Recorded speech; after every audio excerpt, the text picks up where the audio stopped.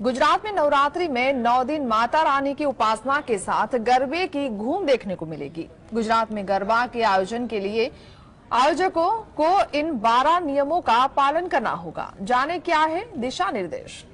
गुजरात में नवरात्रि का त्योहार न केवल मां शक्ति की भक्ति और आराधना के लिए किया जाता है, बल्कि इसके साथ ही यहां गरबा जैसे सांस्कृतिक कार्यक्रम का भी आयोजन होता है। जानकारी के मुताबिक गुजरात के अहमदाबाद शहर में 50 से ज्यादा पार्टी प्लॉट और क्लबों में गरबा के आयोजन की तैयारियां की गई है। इसे ध्यान में रखते हुए पुलिस प्रशासन ने गरबा आयोजकों के लिए 12 गाइडलाइंस जारी की है। रास गरबा के लिए पुलिस द्वारा जारी की गई 12 गाइडलाइन विस्तृत है। नवरात्रि पर गरबा आयोजन करने के लिए आयोजकों को पुलिस की मंजूरी की जरूरत होगी। गरबा के लिए आयोजकों को अपना आधार कार्ड दिखाना होगा। गरबा स्थल के प्रवेश निकास द्वार पर सीसीटीवी लगाना अनिवार्य है। गरबा के दौरान पुरुष और महिला सुरक्षा गार्ड अनिवार्य है। गरबा स्थल का अग्नि सुरक्षा प्रमाण पत्र, विद्युत फिटिंग का प्रमाण पत्र लेना होगा। गरबा स्थल पर साउंड सिस्टम संचालित करने वाला व्यक्ति का विवरण, कलाकार का सहमति पत्र, बीमा पॉलिसी, गरबा स्थल के संबंध में सरकार द्वारा अनुमोदित वायरमैन से सहमति पत्र भी आवश्यक होगा।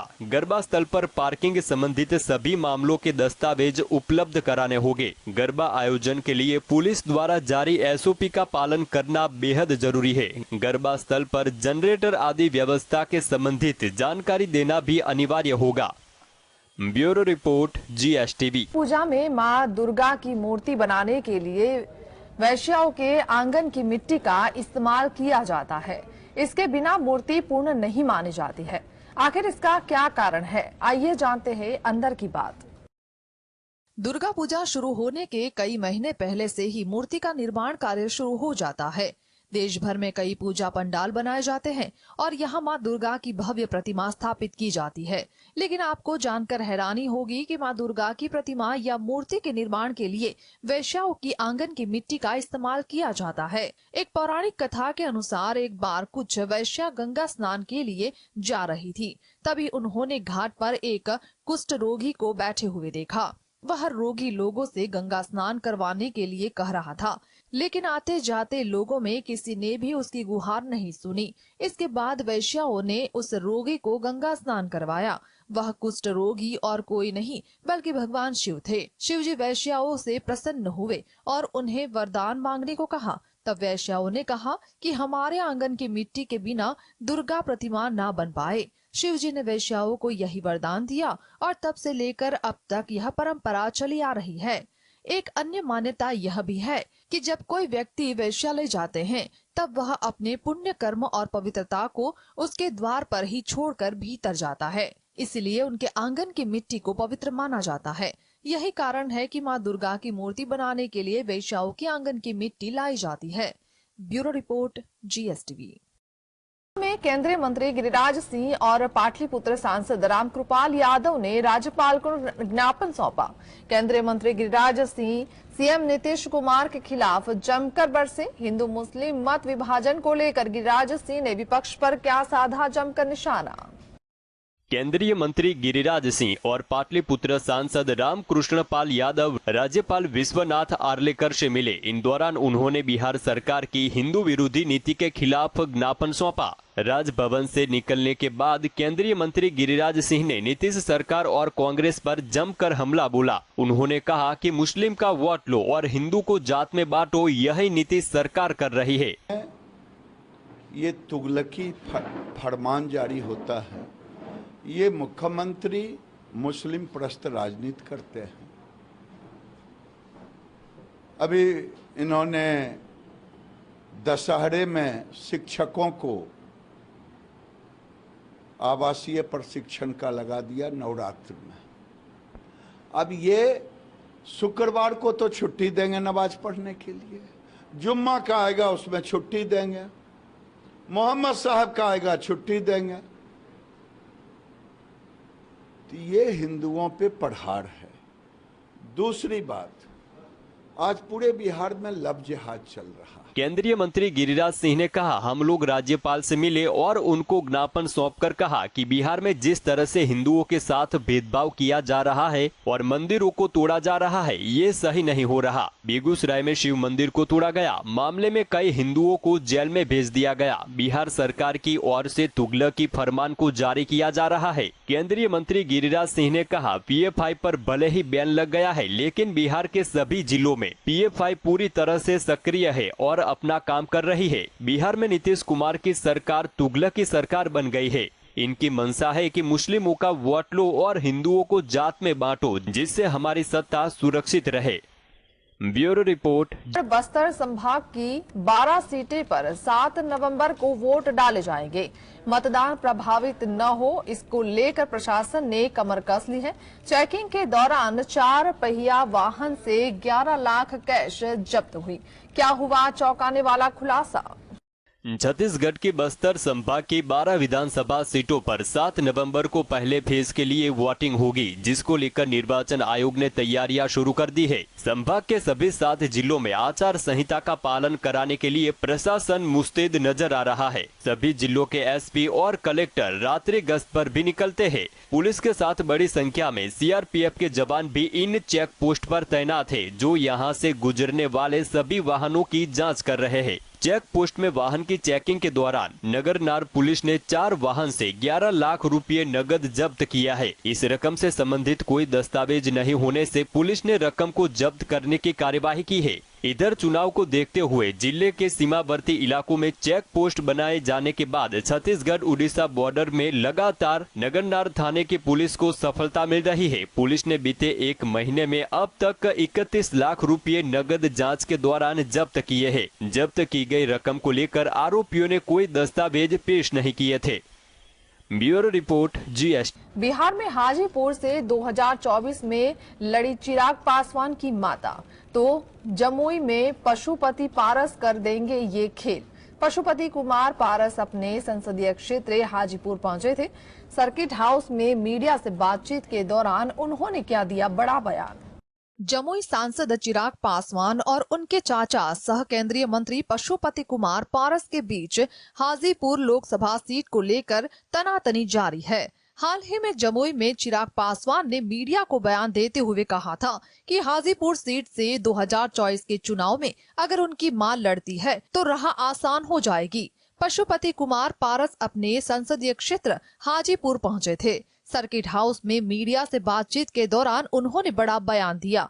कहा कि चिराग पासवान NDA में हैं, तो बात माने नहीं तो बिहार की 40 लोकसभा सीटों पर लड़े। मीडिया से कहा, एक बात जान लीजिए कि कोई टक्कर नहीं होने वाली है। NDA के हम स्थायी सदस्य हैं। कल वो आदमी NDA में रहेगा या नहीं रहेगा, इसकी भी गारंटी नहीं है। मैं हाजीपुर से लड़ूंगा, दर्जनों बार कह चुका हूँ। इसके बाद जिसको जहां से लड़ना है, ताकत आजमाइश करना है, कर ले। बता दें कि अभी पटना में आयोजित प्रेस कॉन्फ्रेंस में चिराग ने कहा था कि समय आने पर उनके चाचा पशुपति पारस हट जाएंगे। अब एक बार फिर पशुपति पारस के बयान से ऐसा लग रहा है कि चाचा भतीजा में कांटे की टक्कर जारी है। Bureau report. बात करें राजस्थान के चुनावी रण की, तो बीजेपी में जिनको टिकट नहीं मिला है वो निर्दलीय या अन्य पार्टियों से चुनाव लड़ने की योजना बना रहे हैं। शेखावत लगभग हर दिन सार्वजनिक बैठकों में भाग ले रहे हैं। क्या पहली कैंडिडेट लिस्ट के बाद से बीजेपी में बगावती सुर? टिकट न मिलने से नाराज उम्मीदवारों ने उठाया क्या बड़ा कदम? राजस्थान में बीजेपी ने 41 उम्मीदवारों की पहली सूची जारी कर दी है। बीजेपी की इस सूची के जारी होने के बाद पार्टी की राज्य इकाई में बगावत के सुर सुनाई देने लगे हैं। कहा यह भी जा रहा है कि इसमें ज्यादातर विधायक पूर्व CM वसुंधरा राजे के वफादार है। इस नाराज समूह में राजपाल सिंह शेखावत, विकास चौधरी, राजेंद्र गुर्जर और अनीता गुर्जर प्रमुख है। ये इन्हीं सीटों पर चुनाव लड़ने की योजना बना रहे हैं, जहां इन्हें टिकट नहीं दिया गया। पिछले कुछ दिनों में शेखावत के समर्थकों ने टायर जलाए और जयपुर में बीजेपी कार्यालय में घुसने की कोशिश की। ऐसा ही विरोध प्रदर्शन राजेंद्र गुर्जर के समर्थकों ने भी किया है। संदेश स्पष्ट है कि पार्टी को जयपुर ग्रामीण सांसद राज्यवर्धन सिंह राठौड़ के नामांकन पर फिर से विचार करना चाहिए, अन्यथा वो चुनाव लड़ेंगे। वही एक और टिकट की इच्छुक उम्मीदवार अनिता गुर्जर, जिसके समर्थकों ने भी बीजेपी कार्यालय में हंगामा किया है। वही विकास चौधरी ने तो खुले तौर पर बीजेपी उम्मीदवारों के खिलाफ चुनाव लड़ने की योजना की घोषणा की है। ब्यूरो रिपोर्ट जी। पंजाब में आम आदमी पार्टी ने लोकसभा चुनाव 2024 को लेकर तैयारियां शुरू कर दी है। इसी कड़ी में पंजाब के सभी ब्लॉक इंचार्ज और सर्किल इंचार्ज के पदों को आपने तुरंत प्रभाव से भंग कर दिया है। क्या थी वजह? आम आदमी पार्टी ने पंजाब के सभी ब्लॉक इंचार्ज और सर्किल इंचार्ज के पदों को तुरंत प्रभाव से भंग किया। जल्द ही संगठन में विस्तार होगा। जल्द नए पदाधिकारियों की नियुक्ति की जाएगी। गौरतलब है कि आम आदमी पार्टी ने लोकसभा चुनाव 2024 को लेकर तैयारियां शुरू कर दी है। नेशनल जनरल सेक्रेटरी संदीप पाठक, सीएम भगवंत मान और स्टेट वर्किंग कमेटी अध्यक्ष बुद्ध राम की सूची जारी की गई थी। सूची के अनुसार लुधियाना लोकसभा क्षेत्र से दीपक बंसल, जालंधर लोकसभा क्षेत्र से अश्विनी अग्रवाल और फिरोजपुर लोकसभा क्षेत्र से जगदेव सिंह बाम को प्रभारी बनाया गया था। वही 9 जिलों के प्रभारी भी बनाए गए थे। सूची में जिन शख्सियतों को जिला प्रभारी और लोकसभा प्रभारी बनाया गया था, उसमें से ज्यादातर पार्टी से स्थापना काल से ही जुड़े हुए हैं और उनकी छवि साफ सुथरी है। इससे पहले इसी साल जून आम आदमी पार्टी ने पंजाब में अपने संगठन को मजबूत करने के लिए प्रयास शुरू कर दिए थे। इस कड़ी में आपने पार्टी संगठन की जिम्मेदारी कई लोगों को सौंपी थी। आम आदमी पार्टी ने बुद्धराम को पंजाब का वर्किंग प्रेसिडेंट घोषित किया था। Bureau report GSTV। महाराष्ट्र के खाद्य एवं नागरिक आपूर्ति मंत्री छगन भुजबल को उनके निजी नंबर से जुड़े व्हाट्सएप पर अज्ञात फोन नंबर से जान से मारने की धमकी मिली है। पुलिस मामले की जांच कर रही है। क्या है मामला, आइए जानते हैं। खाद्य एवं नागरिक आपूर्ति मंत्री छगन भुजबल को कथित तौर पर जान से मारने की धमकी मिली है। मंत्री छगन भुजबल को मैसेजिंग ऐप व्हाट्सएप के जरिए उनको जान से मारने की धमकी दी गई है। शिकायत पर पुलिस मामले की जांच में जुट गई। महाराष्ट्र के खाद्य एवं नागरिक आपूर्ति मंत्री छगन भुजबल को जान से मारने की धमकी देने का मामला सामने आया है। उनके निजी नंबर से जुड़े व्हाट्सएप पर अज्ञात फोन नंबर से जान से मारने की धमकी मिली है।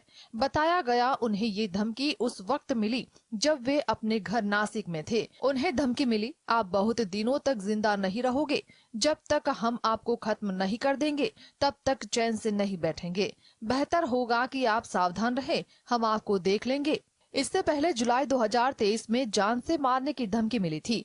उनके ऑफिस में धमकी देने वाले ने कहा था कि उसे भुजबल को मारने का ऑर्डर मिला है। इस मामले में क्राइम ब्रांच ने जांच शुरू की। इसके बाद एक शख्स को गिरफ्तार किया गया था। Bureau report GSTV। देश भर में त्योहारी सीजन जोर पकड़ चुका है। इसके साथ ही बैंकों में छुट्टियां की भी भरमार शुरू हो गई है। अगले सप्ताह तो बैंक कर्मियों की मौज होने वाली है। क्या लगातार 4 दिनों तक रहेंगी बैंकों में छुट्टी? देश भर में त्योहारी सीजन जोर पकड़ चुका है। 15 अक्टूबर से दशहरा या दुर्गा पूजा की शुरुआत हो रही है। त्योहारों का ये सिलसिला लगातार चलते रहने वाला है। स्वाभाविक है कि इस त्योहार के मौके पर देश भर में फेस्टिव फीवर के साथ छुट्टियों का भी खुमार जोरों पर रहता है। खासकर बैंकों में दशहरे के मौके पर ताबड़तोड़ छुट्टियां रहने वाली है। हालांकि इस बार स्थिति थोड़ी अलग रहने वाली है। कई राज्यों में 21 अक्टूबर से लेकर 24 अक्टूबर तक लगातार 4 दिन बैंकों में छुट्टी रहने वाली है। 21 अक्टूबर को महीने का 30वां शनिवार पड़ रहा है, लेकिन उस दिन महासप्तमी के चलते कई राज्यों में बैंकों की छुट्टी होगी। 21 अक्टूबर को त्रिपुरा, असम और पश्चिम बंगाल में बैंक बंद रहेंगे।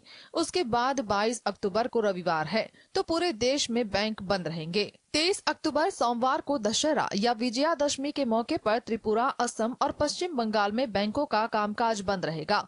उसके बाद 24 अक्टूबर मंगलवार को भी त्रिपुरा, असम और पश्चिम बंगाल में दशहरा या दुर्गा पूजा के मौके पर बैंक बंद रहेंगे। इस तरह तीनों राज्यों त्रिपुरा, असम और पश्चिम बंगाल में लगातार 4 दिन बैंकों का कामकाज प्रभावित होगा।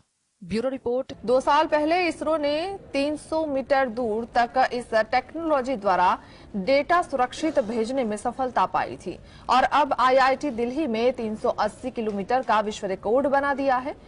क्वाड कम्युनिकेशन के क्षेत्र में भारत का बड़ा धमाका। IIT दिल्ली में 380 किलोमीटर तक फाइबर केबल से भेजा सिग्नल। भारत टेक्नोलॉजी के क्षेत्र में नए प्रतिमान दर्ज करता जा रहा है। भारत को वैसे ही इंफॉर्मेशन टेक्नोलॉजी का विश्व गुरु माना जाता है और इस बार भारत ने एक उभरते हुए क्षेत्र क्वांटम कम्युनिकेशन में एक ऐसा कारनामा किया है कि पूरी दुनिया चकित हो गई है। IIT दिल्ली के शोधकर्ताओं ने एक trusted node free secure quantum communication system बना लिया है, जिसके द्वारा 380 किलोमीटर दूर तक फाइबर केबल द्वारा सिग्नल्स भेजे जा सकते हैं। आपको ये जानकर हैरानी हो सकती है कि इतनी दूरी तक इस प्रकार का कम्युनिकेशन करने का यह एक विश्व रिकॉर्ड है। यह किसी भी व्यक्ति, कंपनी या सरकार के लिए बहुत बड़ी समस्या भी है, क्योंकि डेटा चोरी होने या नष्ट होने से कई प्रकार की समस्याएं उत्पन्न हो सकती है। इसका हल है क्वांटम कम्युनिकेशन। 2 साल पहले इसरो ने 300 मीटर दूर तक टेक्नोलॉजी द्वारा डेटा सुरक्षित भेजने में सफलता पाई थी और अब IIT दिल्ली में 380 किलोमीटर का विश्व रिकॉर्ड बना दिया है। भारत के पहले quantum computing based telecom network system को C-DOT ने डेवलप किया है। Bureau report GSTV। Bollywood actress Priyanka Chopra की बेटी का एक वीडियो सोशल मीडिया पर वायरल हो रहा है, जिसमें वह स्टेज पर अपने पापा निक के पास जाती नजर आ रही है। क्या क्यूटनेस से प्रियंका चोपड़ा की बेटी मालती ने चुराई सारी लाइमलाइट। प्रियंका चोपड़ा के प्रति निक जोनस का कॉन्सर्ट हाल ही में हुआ था, जिसमें प्रियंका चोपड़ा और उनकी बेटी मालती भी शामिल हुई थी। प्रियंका और मालती का जोनस ब्रदर्स से वीडियो सोशल मीडिया पर वायरल हो रहा है। कॉन्सर्ट का अनसीन वीडियो वायरल हो रहा है, जिसमें मालती स्टेज पर अपने पापा की तरह जाती नजर आ रही है और प्रियंका उन्हें पकड़ लेती है। इसके बाद निक भी अपनी एक्साइटेड बेटी को मिलने के लिए आते हैं। मालती का ये वीडियो वायरल हो रहा है। फैंस को मालती का ये वीडियो बहुत पसंद आ रहा है। वह ढेर सारे कमेंट भी कर रहे हैं।